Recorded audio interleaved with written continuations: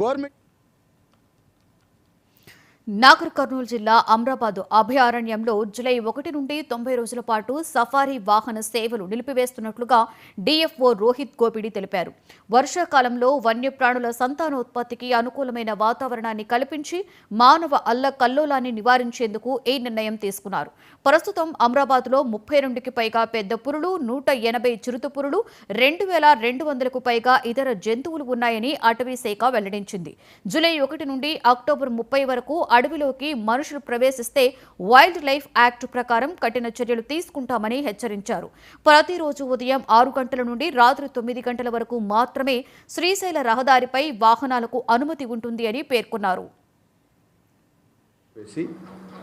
ఈ 3 నెలలు విరామం ఇవ్వడం జరుగుతుంది. ఈ కాలంలో వాటి యొక్క సంతానోత్పత్తి కోసం అవి సంగమం జరిగేటటువంటి ఛాన్సెస్ చాలా ఎక్కువగా ఉంటాయి. అందుకని ఈ నిషేధాన్ని విధిస్తున్నాము. అందరూ ప్రయాణికులు సహకరించగలరని మనవి.